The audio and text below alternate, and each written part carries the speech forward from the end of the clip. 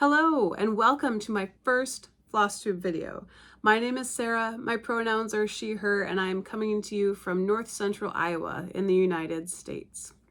It is Friday, December 30th, but I am headed to a family Christmas celebration over New Year's. So by the time you see this, it will be 2023. So Happy New Year and thank you for spending it with me. This is a channel about the cross-stitch projects that I'm working on and the cross-stitch patterns that I design.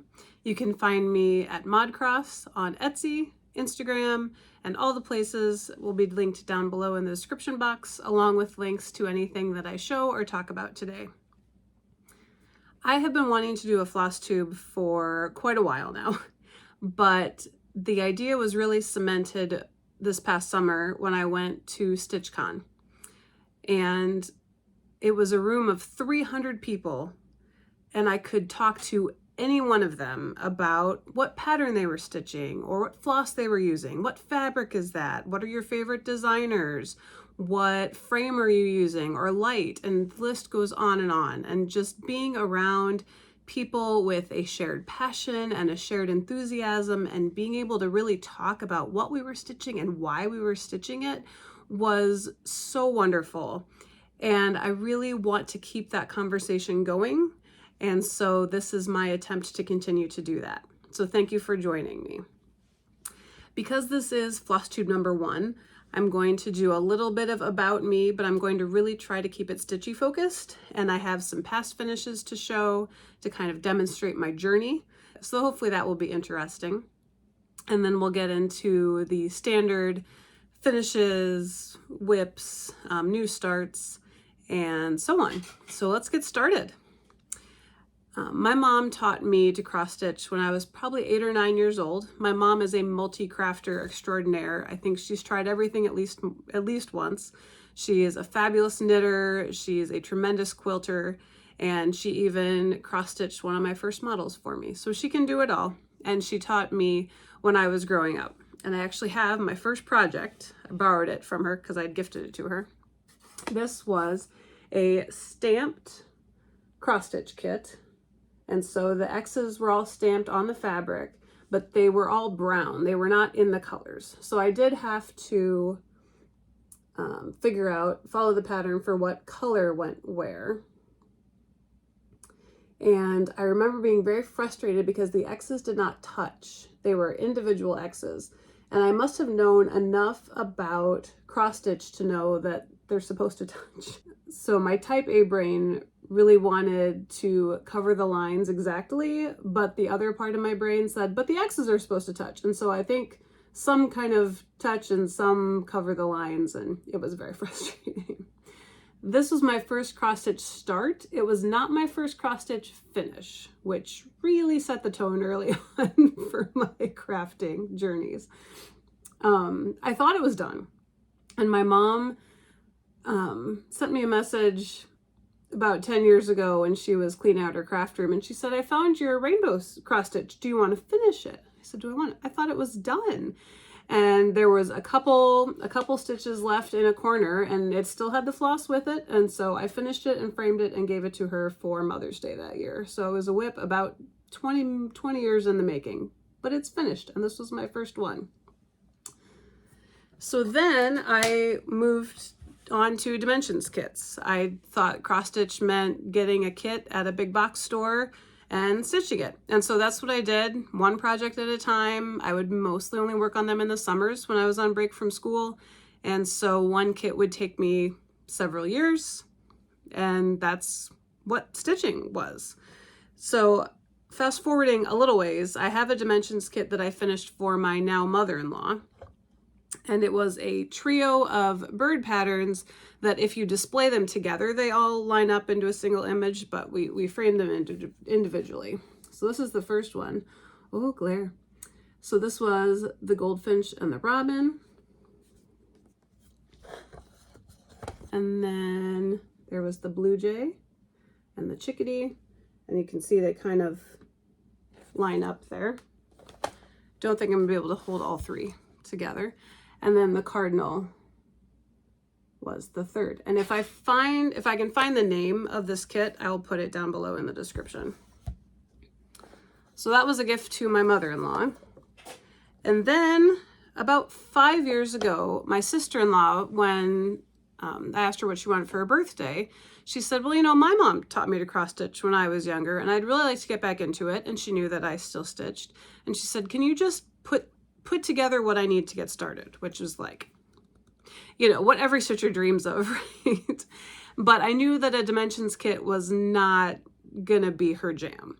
And so somehow I ended up on Etsy. And I think I'd used Etsy for purchasing before, but I had no idea of the cross stitch pattern world that was out there, and that you could kit things up with fabric that wasn't white Aida, and that there were flosses that weren't DMC. I mean, I realized how little I knew about stitching. So I found her a couple patterns, but when I was looking around, I would favorite stuff like, well, I want to stitch that. Well, that looks cool. And so then I started kind of building a stash and trying new things and very slightly peeking into that larger world. And so this is a piece that I did for my oldest daughter. She's very big into Wonder Woman. Sorry, trying to figure out how to see. And this is on white Aida.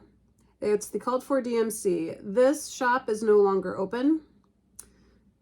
So I can't tell you where to find the pattern. But my mother-in-law finished it into a pillow.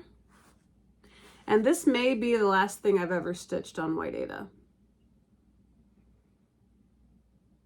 So, and then I decided in 2020, the year of great decisions, I was suddenly homeschooling a kindergartner, I had a newborn, and I decided to design my own patterns and open an Etsy shop. Which was a great idea. And so I joined Instagram as part of that, and I mean, talk about a whole new world. Just being introduced to all these things that I could have been stitching for the last 20 years. But I'm glad that I found them now, and I found Flosstube, and now I'm stitching things like this. This is from the Autumn Puns set of patterns from Stitchy Prose. From Stitchy Prose, it's gourd vibes only, and it's from the Autumn Garden collection that was out at Needlework Expo this past August. And so it uses the cottage garden threads. It's a Witchell Ugana 2/2, and then I finished it into a flat fold. So now I'm starting to get some seasonal things stitched, and there's starting to be some more around the house, which is very exciting for me. I'm not sure if my family cares, but it's exciting for me. So it's been quite a journey, and it continues. When I think of the last 2.5 years, you know, what I've learned, I discovered that there's an ocean of needlework things out there, and I was just wading in my little paddling pool for about 20 years.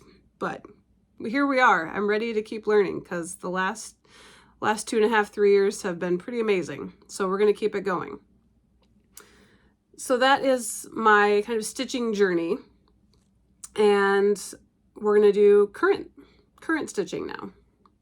So I have 2 FFOs, fully finished objects, that I'm going to gift to family members, actually later today and tomorrow. So this is the perfect time to show them, and then I can wrap them up. So this is the first one. This is called Berries in Bloom. It's a freebie from a free pattern from Hands On Design. And I think Kathy just made an Instagram post about it recently. And so you should be able to still find links and find it. This is for my aunt. This was so fun to stitch. There's 3 different colors for the berries. There's 3 different colors for the leaves. And then of course the long stitches just bring everything together. I did a few floss substitutions. The pinkest berry is Belsois Strawberry Shortcake. The brown is Dinky Dye's Dark Chocolate. I believe that's color 141. And then one of the greens was a DMC subbed for the called for DMC. It's on 32 count Ocean Air linen by Fox and Rabbit, and finished into a flat ornament with mini pom-pom trim from Lady Dot Creates in the color Snow. And if this looks familiar, it's because there's another one right there. So I've always loved this pattern. I was going to stitch it for myself. And then at StitchCon this past summer, I actually received this one in the Smalls Exchange. So I have one, it's finished in a little hoop with the pom trim, very similar. And so now I could stitch one to give away, which was very exciting. My second fully finish is for my sister. I love this one so much. This is the Quirky Quaker's Whale from DarlingWhimsyDesigns. And I modified it to have a little spider friend. It is also on 32 count Ocean Air linen from Fox and Rabbit. And floss colors are Blue Lagoon, which is a Belle Soie, and the lighter color is NPI Moonlit Pastel, and that's number 872. And then the spider was done in NPI Burnt Umber. So, oh, and the frame is from Signed and Numbered, which is an Etsy shop. And I've had some up and down luck with frames off of Etsy, and this one is very, very nice, and they were very good to work with. So highly recommend Signed and Numbered on Etsy for frames. So the story behind this, if you're seeing this part, it's because my sister gave me permission to tell the story. My sister had a baby last February, and so she occasionally will put on YouTube kids music while she's in the kitchen or if she needs to do something. And because it's YouTube, the music is animated because it's a video medium. And it was the Itsy Bitsy Spider was on. And for those that are unfamiliar, it's kind of a kid's nursery rhyme song. It's the Itsy Bitsy Spider went up the water spout, down came the rain and washed the spider out. And so she calls me. She says, when you hear the Itsy Bitsy Spider, like, what's your visual? What do you think is happening? I said, well, I picture, you know, the roof and the gutter and the downspout and the rain coming down and, you know, the spider getting washed out. And I said, wait, what do you picture? She said, well, your vision was what was in this animation, but I always thought it was like a whale spout. And I said, so you thought the spider was just like hanging out with a whale friend all the time and hitching a ride out of the blowhole? And she said, I guess so. And she is determined that she is not the only one in the world who had this visual. So if you also thought that the water spout the spider was crawling up was in regards to a whale, please comment below and let my sister know that she is not alone. So I immediately said, can I please stitch a whale for you with a spider friend? And she said yes, and that was a while ago, so we'll see if she remembers when she opens it. But I did make a note on the back that it is not in a teasing way did I have to stitch this, but as a reminder to celebrate her imagination and to keep that childish whimsy that I love so much about her. So that's for my sister, and I'm very excited to see her open it later today. So those were my finishes. I had one whip that I worked on recently, and that is Gathering Acorns by Luminous Fiber Arts. And I started this on the first day of autumn. I fully kitted up the series this summer, and this was the first one of them that I was able to start, which is very exciting. It is on 36 count linen in Swank, the color Swank from Fortnite Fabrics. And it is using the called for Paprika Belle Soie silk, which is delightful. It's so nice. And so I started on the first day of autumn, and I think I needed to put in one more length of floss to make it over to this far edge, so then I could measure over to start my first day of winter. So on the first day of winter, we started the next in the series, which is Gathering Snowflakes. So cute. So cute. So same linen, and it's the called for Belle Soie silk is Mer Bleu. And so that's the start on that. So I'm hoping to get this back in the Q-Snap to work on it this winter before we start the next one on the first day of spring. Then I had a few other new starts between the winter solstice and Christmas. There are a lot of things that I just wanted to start, and I tend to go in waves, and so I'll do a lot of new starts at once, and then I'll freak out a little bit because I have a lot of things going, and I'll pull it back and really try to get progress. And so I anticipate that the rest of the winter is going to be a lot of progress rather than new starts. I'll have one for New Year's, and then I think that'll probably be it for a while. But one that I absolutely had to start around the winter solstice is Sepideh from Marroomy Designs. And Miriam has a great Flosstube channel. Please watch her if you don't already. And she does individual videos when she releases a new pattern. And so there's a video out that's specifically about Sepideh, about the cultural significance, the story behind it, the inspiration behind the design, and it's fabulous. So I encourage you to watch Miriam talk about it. But I knew I wanted to start it around the solstice. So because I was starting gathering snowflakes on the first day of winter officially, I then did this the next day to welcome the light after the longest night. So I'm stitching this on 36 count appropriately named winter solstice linen by Fabrics by Stephanie.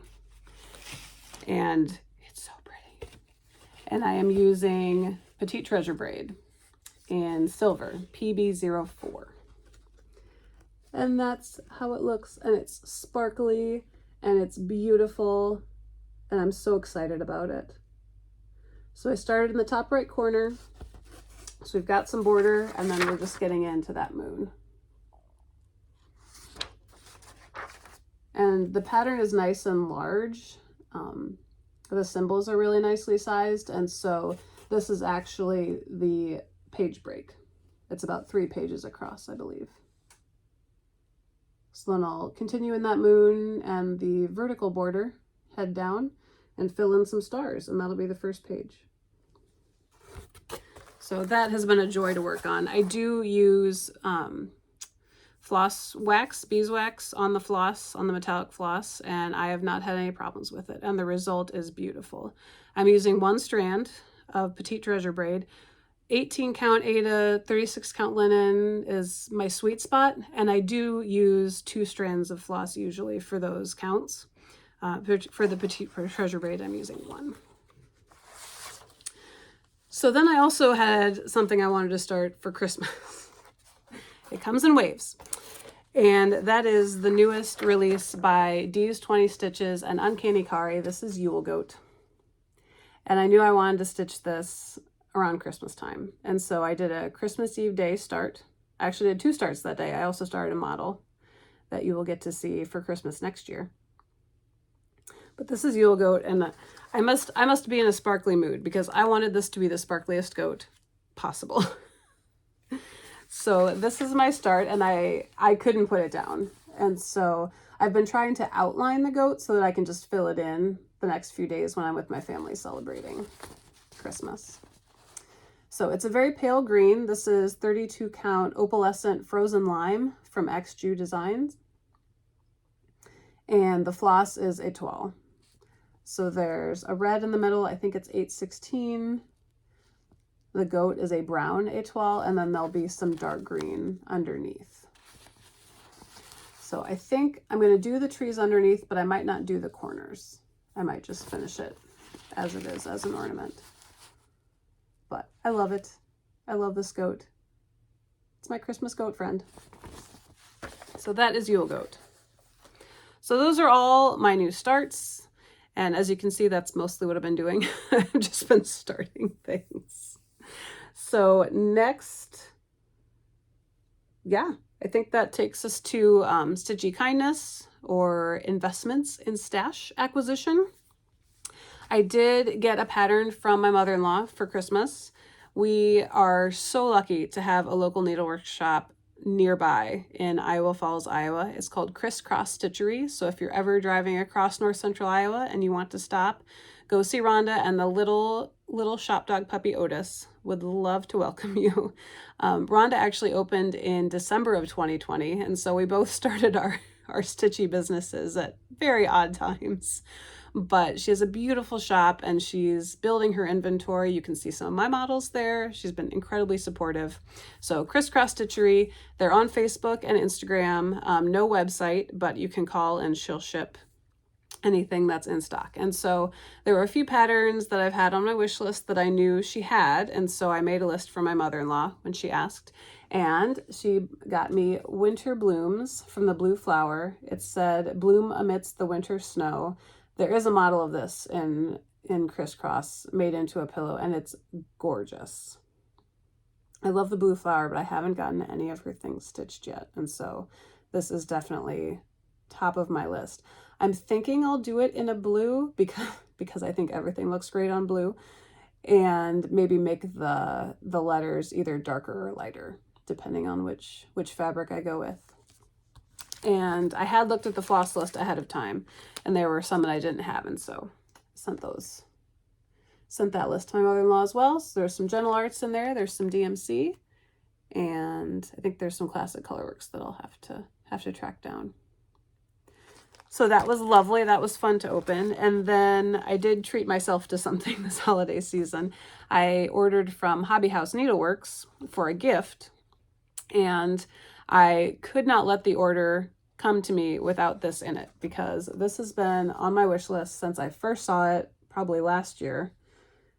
And this is it Dasher and Dancer from Hobby House Press, and it is stunning. But I'm going to do it in a variegated green. Someday I'm going to do it in a variegated green. So I couldn't let the package show up without it, because I've been thinking about it for too long. So I think that is it for the Stitchy stuff.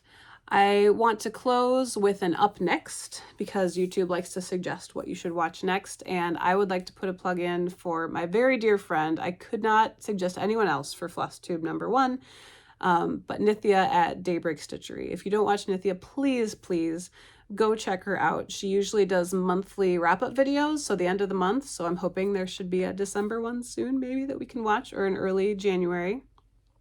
I think she's been stitching a lot since she's been on winter break from teaching, so very exciting. Please check her out.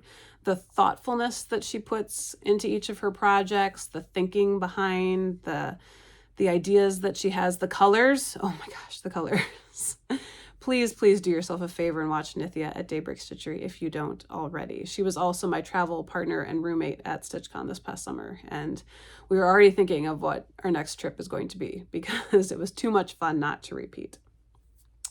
So I do want to put a little bit about me, a little bit extra at the end, kind of a life update section. And so if you're just here for the stitching, thank you so much for giving me a chance and for seeing what I had to show. And hopefully you will come back, like, subscribe, do all the things. Another very big part of my life is that I am a farmer. My partner and I farm with his family. And as I said, we have 2 young kids, and that keeps us very busy. And I could talk about the farm for a whole other video if I could. And so I'm going to try to limit it to a featured farm media, something at the end of each video, a picture or a video. And so today I'm going to insert one here, and then we will talk about it. This is Rosalie. She is an 8-year-old brown Swiss dairy cow, and this is how I start most of my mornings. I milk 5 cows and feed about 20 calves. This morning was about 11 degrees below 0 Fahrenheit, and Rosalie was entirely unconcerned. She just wanted her food and her routine, and I strive to be more like her. There's going to be a lot more cow content in the future. They are the animals on the farm that I work the most with, and so I hope you enjoy. And now you've met Rosalie.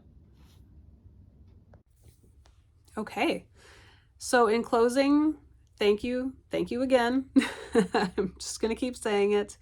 And when I was trying to think of a phrase to close with, I keep coming back to something that I tell myself pretty much daily between parenting and farming and trying to design and be creative and enjoy this hobby, and that is to do what you can when you can. So to all of you, do what you can when you can. Happy stitching, and I will see you next time.